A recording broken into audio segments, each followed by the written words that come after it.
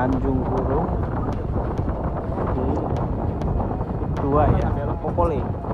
Sudah ada patokan-patokan, ini nggak tahu nanti pada akhirnya siapa yang akan memiliki tanah ini ya.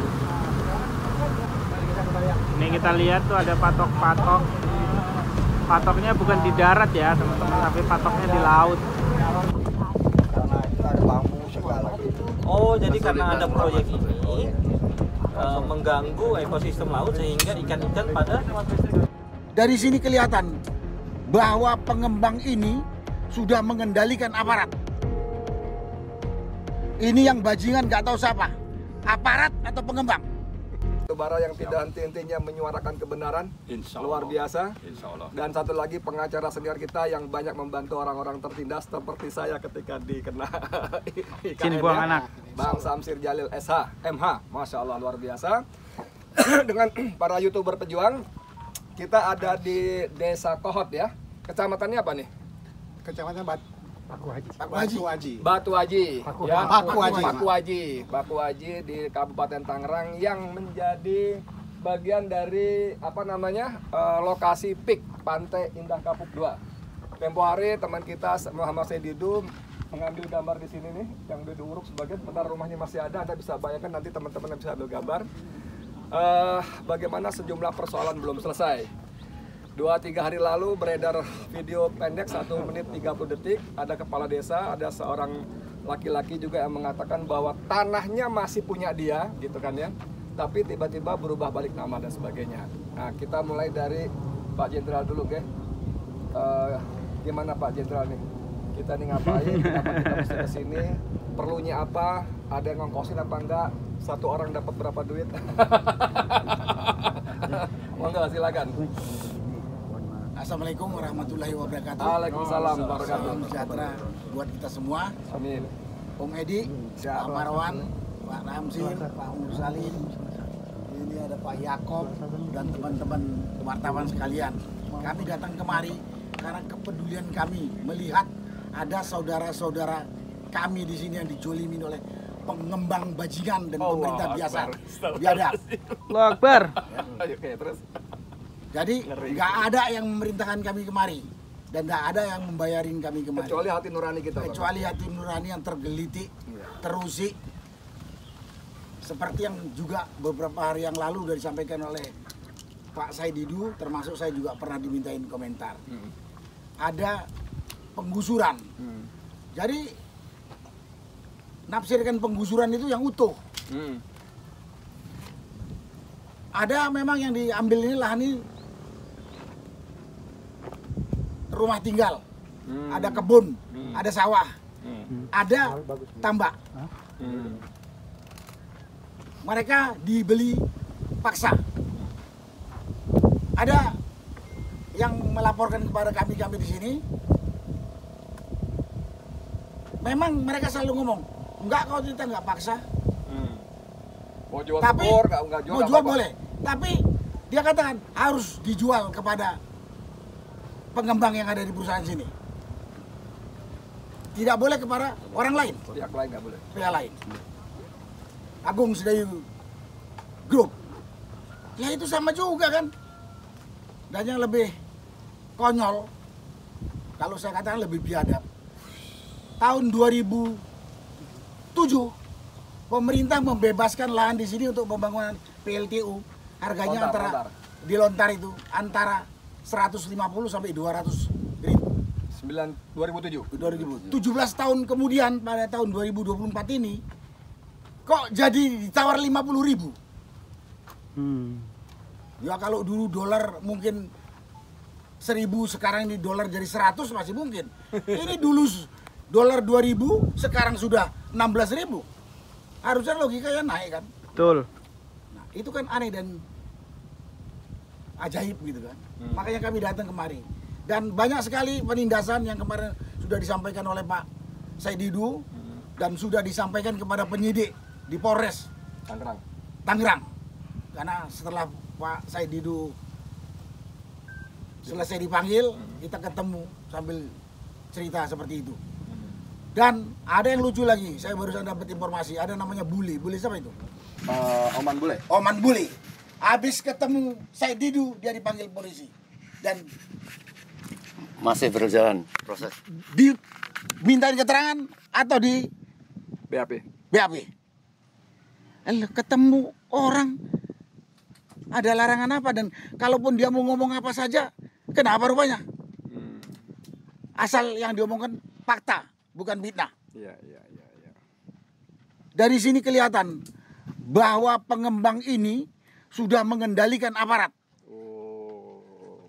Ini yang bajingan nggak tahu siapa, aparat atau pengembang, atau dua-duanya. Dua-duanya. Kasihan, lihat di belakang ini. Jadi dengan kondisi begini harapan Pak Jenderal apa? Harapan saya pemerintah itu mikir dan memutuskan dengan logis. Kalau mau membangun sesuatu dan harus membebaskan lahan rakyat, ya ganti rugilah sesuai kesepakatan atau keinginan rakyat. Bukan memaksa seperti sekarang ini. Pembangunan kita dukung. Tapi jangan dengan pembangunan memberikan kenyamanan pada kelompok tertentu, menindas kelompok kecil. Itu biadab. Itu biadab itu. Iya. Makanya rakyat kecil itu monyet hutan yang bisa diusir gitu aja. Allah Akbar. Kan tidak. Itu yang jelas sekali itu. Kemudian saya tidak tahu kalau PIK ini dikatakan proyek strategis nasional. Di mana strategisnya pembangunan perumahan, perkantoran, asrama, mungkin Wisata. fasilitas wisata, olahraga. Di mana strategisnya? Jadi status proyek strategis itu hanya buat alasan untuk bisa mengusir rakyat ini dengan sewenang-wenang. Itu menurut saya. Saya berharap sekali lagi pengembang dan pemerintah jangan anggap rakyat kecil ini seperti seperti rakyat jajahan. Ya, itu yang paling halus. Nanti kalau saya bilang yang lain lagi mungkin kasar banget gitu. Kalau mau bangun di sini, koordinasilah dengan harga yang wajar, harga yang berlaku saat ini. Bukan ada supaya bisa dibeli murah, NJOP-nya diturunkan. Kok nggak malu gitu loh? Kok nggak malu? Mau merasa rakyat kecil. Itulah yang bisa saya sampaikan pada kesempatan ini. Masih banyak lagi. Sedikit Pak Jenderal boleh ya? Ya. Ini kan pensiunan tentara. Sementara kita dengar di balik perusahaan ini juga banyak tentara. Ada himbauan apa kepada para kolega nih? Tentara-tentara jenderal-jenderal ini? Kepada pemerintah, termasuk itu kepada tentaranya, polisinya, aparat Pemda di sini. Kau juga rakyat. Kau juga rakyat. Dan pada waktunya kau juga akan jadi rakyat jelata. Rasakan kau tidak enaknya, rasakan sakitnya kalau digusur seperti hewan seperti sekarang penduduk yang ada di tempat ini. Oke. Jadi jangan mau kau digunakan untuk kepentingan kelompok tertentu. Kau digaji oleh rakyat itu untuk kepentingan negara, bukan kepentingan pengembang atau pemerintah yang miring. Oke. Itulah yang saya sampaikan kepada aparat. Gaya tentara beda memang saat ini. Kita sekarang yang agak lembut tapi tetap kenceng. Bang Marwan Batubara. Siap, Bang Edi. Assalamualaikum warahmatullahi wabarakatuh. Alhamdulillah rabbil alamin. Allahumma sholli ala sayyidina Muhammad. Ya, kita memang memaksakan diri untuk datang ke lokasi ini. Oke. Karena kezoliman sangat nyata terjadi dan masih terjadi dan akan terus terjadi. Dan ini harus kita lawan. Siapa yang harus melawan? Rakyat bersama-sama. Oke. Jadi saya berharap dengan nanti kita menyiarkan apa yang kita suarakan di sini, itu rakyat paham apa yang terjadi, kezoliman seperti apa yang terjadi di sini. Karena kalau kita bicara kepada pemerintah, justru pemerintah menjadi salah satu pelaku utama kezoliman ini. Pelaku utama. Pelaku utama. Kita berharap DPR itu tersandra. Kita berharap konglomerat, ya memang mereka sudah biasa melakukan kezoliman seperti ini. Maka tinggal harapan kita kepada rakyat. Oleh sebab itu, datang ke lokasi untuk melihat langsung dan bisa disaksikan ini pengurukan terjadi. Ada rumah yang hampir tenggelam ya. tenggelam diuruk oleh tanah dan batu dan sebagainya itu. Ini nyata begitu. Dan Padahal ini belum tentu harga udah beres ya. belum ada juga yang belum dibayar. Ada yang dibayar di kantor polisi sambil mungkin menodongkan senjata atau diancam. Ada kejadian seperti itu. Nah, ini merupakan kelanjutan dari kezoliman rezim yang terjadi pada bulan September yang lalu di Rempang. Bulan September 2023. Itu aparat negara, polisi, tentara itu represif kepada rakyat. Mereka memperlakukan rakyat seperti penjajah orang-orang jajahan. Ini sama juga seperti ini. Berarti mereka bertindak sebagai penjajah dong ya? Mereka penjajah. Kalau memperlakukan sebagai orang jajahan, Ya. maka mereka bertindak sebagai penjajah. Betul, dan pimpinan penjajahnya itu namanya Joko Widodo. Ya. Ini harus Jenderalnya. Gubernur Jenderalnya. Kenapa? Karena dialah yang menerbitkan status proyek ini sebagai proyek strategis nasional. Proyek ini dengan status PSN itu mendapat banyak status istimewa. Termasuk pemerintah itu misalnya mempercepat pembebasan lahan, penerbitan izin, tapi juga menggunakan alat negara. ASN, polisi, tentara, dan yang lain-lain. Aparatur desa. Preman. Ya, preman itu saya kira jangan lupa. Justru preman dulu di depan. Ya, rakyat ditakut-takuti. Dan ini atas apa? Atas dasar kebijakan Joko Widodo menerbitkan Permenko nomor 6 2024. Merubah status PIK yang tadinya ini perusahaan swasta menjadi mendapat status PSN. Tanggal berapa itu? Tanggal 18 Maret 2024. Kenapa sampai bisa dapat status PSN? Ternyata kalau kita telusuri ke belakang, ini pemilik proyek ini itu terdaftar di Bursa Jakarta. Adalah PANI ya. Nama kode perusahaannya itu PANI, pemiliknya itu Agung Sedayu Group atau Aguan bersama dengan Antoni Salim atau Salim Group. Dua perusahaan ini atau dua konglomerat inilah pemilik dari proyek ini, dan kami meyakini ya, ini bicara keyakinan nih, dan banyak yang yakin juga lah bahwa Taipan ini berjasa memberikan logistik untuk memenangkan ya pemilu bagi Pilpres bagi yang didukung oleh Joko Widodo. Ini sebagai bayaran, balas jasa. Jadi kalau kita sebut tadi tanggal 18 itu karena memang pengumuman dari Pilpres itu sehari sebelumnya. Begitu diumumkan, nah besoknya keluarlah PSN yang 14 proyek itu. Ada BSD tapi juga ada Surabaya Front City. Itu ternyata pemiliknya itu siapa? Kapal api dan perusahaan dari Cina.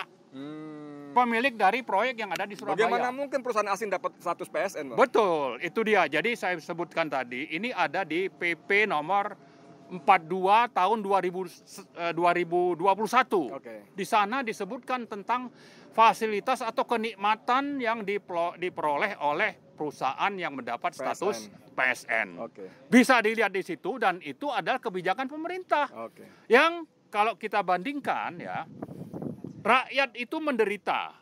Kalau kita bicara HAM, ada 10 pasal di Undang-Undang Dasar itu tentang HAM, mulai dari 28A sampai 28I atau J, itu mungkin setengah dari pasal-pasal dalam Undang-Undang Dasar itu dilanggar oleh pemerintah, dan itu menjadi derita rakyat.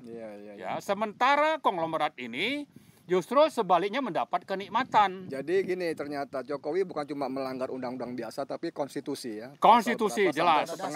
Ya, betul. Jadi karena itulah kita berharap sebetulnya di samping mengingatkan pemerintah untuk membatalkan proyek ini, memulihkan dan mengganti rugi rakyat yang sudah digusur ini, juga kita minta ini para konglomerat ini untuk punya hati nurani, ya jangan sekedar mengejar keuntungan, menggunakan uang untuk menghalalkan segala cara. Jangan sampai hati nuraninya diambil rakyat seperti Betul. Bangladesh Nah, itu. ya, nah Harus yang terakhir saya berharap rakyat itu mari kita bangkit melawan. Tidak bisa ini dibiarkan seperti ini. Allahu Akbar. Ya. Saya kira itu mungkin. Oke. Ya, makasih. Makasih Bang Marwan, Mas Mursalin Haji Omlim. Mas, tadi Bang Marwan mengatakan bahwa ini diduga kuat adalah bentuk balas jasa Jokowi terhadap para Taipan yang membantu pilpresnya dia kemarin. Maksud saya, kalau memang mau balas jasa, pakai uang sendiri dong, jangan mengorbankan rakyat. Menurut Taipan bagaimana? Ya, sebelum ke sana saya mau menjelaskan tentang pembebasan tanah rakyat ini. Ya, saya mangga. Jadi kita harus ajarin ini para senior ini kan ingin mengatakan kalau kalian ya tidak mampu membayar tanah rakyat, berilah mereka itu hak untuk modal atau sebagai saham untuk hasil proyek ini. Iya. Disertakan ya. Ini ada kedua kemungkinan, tidak mampu dan tidak mau. Pokoknya yang penting menzolimi atas jalan yang diberikan oleh penguasa kepada pengusaha ini. Ngerampok. Nah, jadi yang dinamakan proyek strategi nasional kan kita sudah tahu itu mengada-ada gitu. Tidak ada kajiannya yang jelas. Yang jelas rakyat kalau tidak mau dikasih seperti yang kita lihat sekarang ini, mungkin ada yang belum di cut and fill karena mungkin dia melawan tidak mau diberi dengan bayaran 50.000. Oleh karena itu sekali lagi, sebelum ini terlanjur kemarahan rakyat, berbuatlah adil. Penguasa itu ada dua, menjaga kasih sayang kepada rakyat dan mengayomi rakyatnya. Ini dua-duanya tidak ada. Rasa rakyat ini adalah musuh seperti yang dikatakan beliau, dianggap binatang. Maka jangan sampai kejadian ini berulang di Rempang, di mana-mana. Ini di depan mata kita rakyat Jakarta ya. Hanya beberapa kilometer. Hanya beberapa kilometer dari istana ya. Iya. Jadi kemarin sudah disampaikan beda antara bumi dan langit menyambung PIK 1 dengan sini. Di sini dihargai 50.000. Maka kalau ini sampai terjadi ya, maka kita berdosa sebagai orang-orang rakyat di Jakarta mendiamkan masa seperti ini. Ini adalah betul-betul suatu kezoliman dan sekali lagi berilah hak rakyat ya. Kita kan semua tahu proyek. Modal terbesar itu adalah tanah. Kecuali pembangunan konstruksi, infrastruktur dan sebagainya. Berapa biaya infrastruktur pembangunan dengan harga tanah? Kalau mereka dikatakan 30%, nanti hasilnya adalah sahamnya mereka 30%. Ini kalau tidak bisa mau mengganti ganti untung gitu. Ini udah betul-betul kezoliman yang apabila kita mendiamkan maka kita semua berdosa. Jadi sekarang ini para senior akan menunggu atau tokoh-tokoh menunggu hasil dari laporan teman-teman yang berinvestigasi di sini. Dan ini akan menjadi satu titik tolak untuk bagaimana bersikap ya, untuk bahkan bisa jadi pengadilan terhadap Jokowi ini akan tidak bisa tertahan ya. Apalagi kisah Bangladesh ini bisa informasi atau juga inspirasi, Mas? Ya, bisa informasi jadi inspirasi. Dan kita lihat gambar ya, karena video ya. Video itu kan bisa dikonfirmasi apakah ini benar atau tidak dalam waktu sekejap. Ya. Artis-artis dan bahkan pimpinan tentaranya digantung, Masya Allah. Ini waktu ini sudah berat dan kemarahan ini tidak membutuhkan waktu lama. Jadi maka supaya kita tidak terjadi seperti kayak itu, mumpung masih ada waktu, ya, bersikaplah ya, keadilan kepada rakyat dan kasih sayang untuk kita semua supaya tidak terjadi hal-hal yang dikhawatirkan tadi. Matur nuwun. Jadi harus dicatat ya. Sebentar. Jadi beliau tadi bukannya memprovokasi, hanya warning aja bahwa kejadian di Bangladesh itu sangat mungkin bisa terjadi kalau penguasa dan pengusaha keterlaluan macam tadi ya. Jadi kisah di Bangladesh itu saat ini informasi, tapi itu kalau kebiadaban ini masih berlanjut akan menjadi inspirasi untuk menyelesaikan masalah. Ya, saya sedikit saja.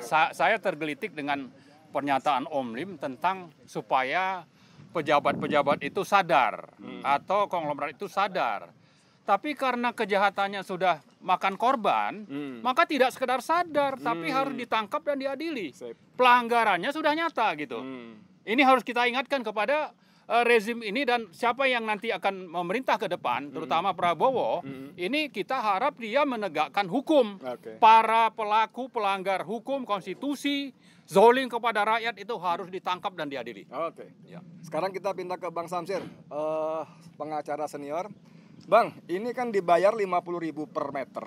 Ya, naik turun lah. Tapi kita melihat baliho-balihonya mereka menjual tanah sampai 36 juta per meter persegi. Di PIK 2 ini. Di PIK 2 itu ya. Bayangkan beli 50.000, dijual 36 juta. Wah. Nah, sekarang ini bagaimana pengalihan status ini secara hukum ini gimana, Bang? Baik, sebelum saya menjawab pertanyaan Bang Edi tadi, saya menyampaikan kalau saya hadir ke sini sebagai penegak hukum yang disumpah oleh negara untuk menegakkan keadilan. Saya datang ke sini untuk melihat kenyataan kalau saudara saya di sini hidupnya betul-betul tertindas. Nah, itu perlu saya verifikasi juga. Meskipun sebelum ini, kemarin pun saya sebelum kemari saya sudah berkoordinasi dengan tokoh yang ada di sini. Dan sebelumnya mereka bersedia untuk menerima saya tentunya, tetapi pada saat-saat tertentu, last minute, saya diinformasikan melalui WA. Ini saya bacakan aja ya. Ini saya bacakan aja. Kalau rombongan, kalau saya akan hadir ke sini tanggal 11 Agustus 2024 hari ini, tapi jawabannya baik, kami tidak secara resmi menerima kedatangan Bapak. Karena kedatangan Bapak merupakan bencana buat kami. Saya penegak hukum. Saya penegak keadilan. Disumpah oleh negara. Begitu membaca ini, saya langsung berontak. Saya harus datang besok. Jadi, karena sudah ada contoh, seperti sampaikan Pak Jenderal Sunarko tadi. Setelah Pak Said datang, besoknya Oman Bule di BAP sampai saat ini belum kelar. Ini disampaikan. Maksudnya Said Didu datang ya? Sehari setelah Said Didu datang, besoknya yang bersama Said Didu itu di BAP sampai saat ini belum kelar. Maka dari itu Bapak harus memaklumi di sana nelayan yang buta hukum. Saya paham itu. Maka kami memakai kuasa hukum yang saya tidak sebutkan namanya ya tentunya. Itu pun kami bayar patungan. Ada yang 200.000 sampai dengan 25.000 ya di sini ya. Bahkan ada yang bayar pakai senter pencari kerang di laut karena tidak punya uang. Jadi dia kasih senternya aja untuk kalau dia ikut di sana. Sebelumnya kampung kami sangat mencekam. Lebih panas lagi saya membaca ini. Kami tidak boleh buka suara. Kita negara merdeka ya saat ini. Gak jauh dari istana negara itu. Dekat sekali. Hanya 8 km dari Soekarno-Hatta ini. Tapi rakyatnya, seperti disampaikan sini sebelumnya, kampung kami sangat mencekam. Kami tidak boleh buka suara. Walau sekata pun. Luar biasa ini. Lebih dari penjajah. Tentunya yang saya rasakan, hati saya betul-betul bergetar waktu itu. Maka dari itu mohon maklum kalau besok tidak ada penyambutan khusus dari kami yang sebelumnya dia bersedia menerima kedatangan saya ya tentunya. Dan rombongan. Saking takutnya. Seperti Anda lihat sekarang. Kami datang, ini warung mestinya buka. Biasanya buka ini warung. Ini tutup, jadi memang nggak diterima. Jadi seperti yang disampaikan sini tidak boleh buka suara. Jadi kalau seperti yang disampaikan Bang Edi tadi, tentunya kalau mengenai masalah harga, yaitu yang sesuai. Jadi katakanlah proyek ini untuk pembangunan real estate atau apapun, tapi kan punya nilai. Katakanlah ya 10 juta, 20 juta, tentu pembebasannya juga harus sesuai. Seperti yang disampaikan tadi, kalau pembebasannya cuma 50.000. Jualnya 35. Jualnya 35 juta. Dan itu dapat berapa? Apakah mereka bisa pindah? Jadi sebagai penegak hukum saya datang sini untuk memastikan apakah mereka betul-betul mendapatkan ganti rugi kalau memang proyek ini diteruskan sesuai dengan dan layak. Tentunya kita akan kalau jual beli macam gitu secara hukum sah nggak, Bang? Ya tidak sah lah. Jual kan harus Provokator Tidak sah, Pak. Tugas saya nanya. Tugas saya nanya. Tentunya kalau jual beli seperti itu kan tidak sah. Sangat Dan zolim. sangat merugikan negara. Sangat Kalau zolim. 50.000, negara dapat berapa kalau cuma 5%? Tapi kalau 10 juta, 5%, Oh iya, BPHTB itu 10% loh. 10%. BPHTB. Kalau 10 juta, negara 1 meter tuh dapat 1 juta. 1 juta. Ini dapat 5.000. Ini- negara. Ini bayarnya cuma benar. dapat 5.000. Kalau bayarnya benar. Jadi negara juga dirugikan di sini kalau pertanyaan Bang Edi betul, tadi. Betul, Bang. Baru ingat saya. Jadi- betul. Itu Bang, kalau dari saya cukup ya. Good, Mungkin makasih mudah-mudahan saya bisa lebih mendalami lagi Oke. atas kondisi masyarakat di sini. Oke. Apakah mereka bisa hidup dengan tempat seperti ini dengan layak? Oke. Apakah mereka bisa mencari nafkah sesuai dengan konstitusi kita? Iya. Makasih. Assalamualaikum warahmatullahi wabarakatuh. Waalaikumsalam warahmatullahi wabarakatuh. Jadi teman-teman sekalian, BPHTB adalah bea pengalihan hak atas tanah dan bangunan, ya. Terus dipungut setiap terjadi transaksi properti maupun tanah. 10% biasanya ada kesepakatan, 5% penjual, 5% pembeli. Biasanya begitu. Nah, sekarang ini kepada last but not least, Om Yakob. Om, ini kan terjadi kezaliman luar biasa. Sampai sebagai aktivis senior yang sudah malang melintang, ya mestinya, Mas. Masya Allah. Maaf ya Pak Jenderal. Sekali lagi kita datang kemari ini karena nurani kita terusik gitu. Melihat ada ketidakjujuran, kebenaran dan keadilan di mata kita, di depan mata kita. Kita jadi teringat kepada perjuangan pahlawan kita yang namanya Diponegoro. Dulu kenapa mereka berontak itu karena apa? Rakyat-rakyat kita ditindas, didolimi dan dirampas tanahnya dengan semena-mena. Saya datang kemari, terus terang saya nangis karena saya teringat orang tua saya dulu juga sama-sama berjuang 45 itu berjuang supaya apa? Anak turunnya berubah nasib, bukan malah justru terjajah kembali, tertindas kembali. 79 tahun merdeka ya? Ya, saya bukan menyalahkan pengembang. Pengembang itu nggak ada artinya apa-apa kalau tidak difasilitasi oleh pemerintah. Betul banget. Betul nggak? Ya, saya menggugat peran pemerintah, kembalikanlah pada tupoksi pemerintah melindungi rakyatnya, ya kan, mencerdaskan, mensejahterakan, jangan justru malah dibalik-balik, rakyatnya nggak terlindungi, termiskinkan, termarginalkan, pribunya makin terpinggirkan. Ini yang buat saya kenapa kita datang kemari itu karena terusik lah nurani kita. Saya bilang kalau nggak datang ke sini, Anda hati nuraninya mati. Ya, itu aja pesan saya. Makasih teman-teman sekalian, demikian obrolan dengan sejumlah tokoh termasuk Pak Jenderal Sunarko, Bang Marwan, Bang Samsir, Om Lim dan Mas Yakob. Memang tidak banyak yang kita bisa lakukan karena kita cuma bisa begini kan ya. Hari ini cuma bisa begini. Paling Besok, top cuap-cuap gitu ya. Tapi tadi Mas Narko maupun Mas Lim tadi mengatakan Bangladesh itu saat ini informasi, tapi kalau kezaliman terus berlangsung, ini bisa berubah menjadi inspirasi. Saya kira teman-teman penonton semua YouTube, terutama khususnya pada penguasa, paham maksudnya bisa menjadi inspirasi. Karena kepala tentara pun, bahkan artis yang dianggap mendukung pemerintah pun digantung, astagfirullahaladzim ya. Mudah-mudahan bermanfaat. Hasbunallah ni'mal wakil wa ni'man nasir. Semoga Allah bantu kita menyelamatkan Indonesia. Saya Edi Mulyadi untuk FNN, untuk Indonesia lebih baik. Assalamualaikum warahmatullahi wabarakatuh. Rep. Anak udah berapa? Berapa cuma? 3. Kira-kira nikmatin kan ini? Ya ini merusak. Hah? Rusak ya? Aduh. Kayaknya harus ganti sistem nih. Ya. Nggak bisa hanya cuma tambah sulam perubahan tuh bohong. Bagaimana firman Allah nih? Iya betul. Warol fasadu fil bari wal bahri. Itu ayat terlalu umum. Tapi barang siapa yang memang tidak berhukum kepada hukum Allah, tunggulah. Tunggulah apa? Itu ya. Pengajian gimana pengajian? Bubarin. Mas Arif. Ada 2 Arif di sini. Ada 2 Arif.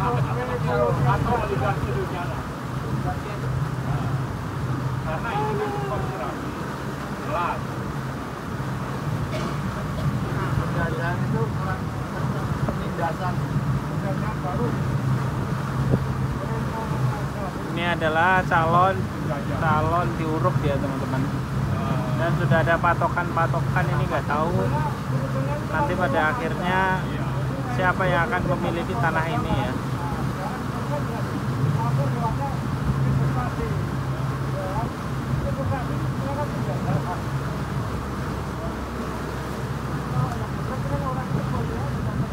Masya Allah.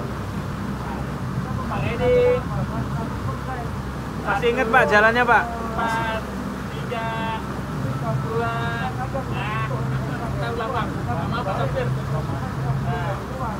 5. Iya makanya laut yang punya bukan punya negara ini sekarang, punya oligarki.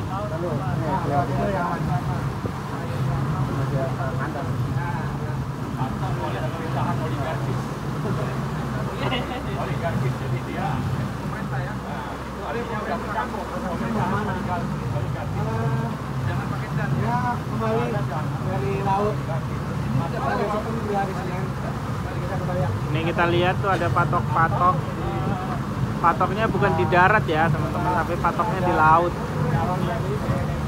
Jadi kemungkinan ini sudah ada yang punya laut kita nih.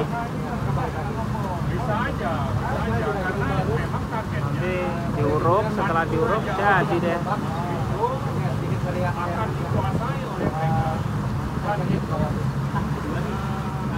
Mulainya kan di sini kan, tapi Jawa Tengah, pantai itu iya.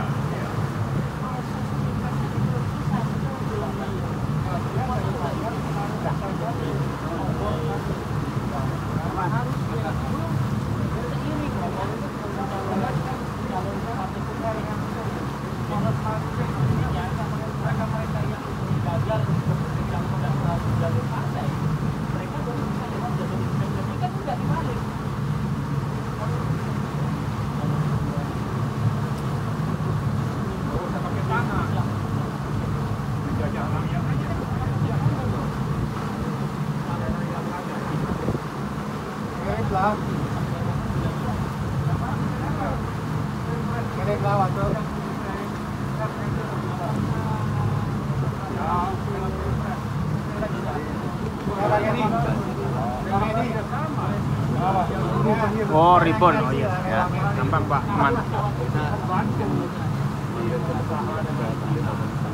Oke, siap. Aman Pak.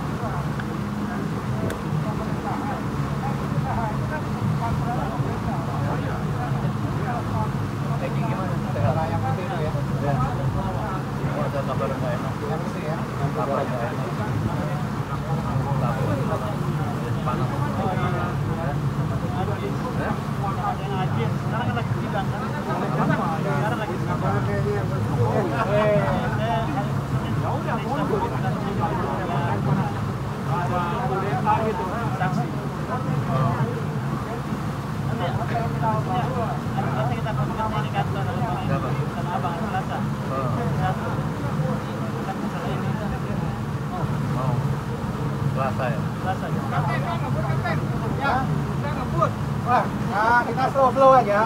Ya, nyampe 2000 malam. Kita kan hari Minggu ini kan kita santai aja. Kenapa? Kaptennya udah ganti, Mas. Ngebut cap.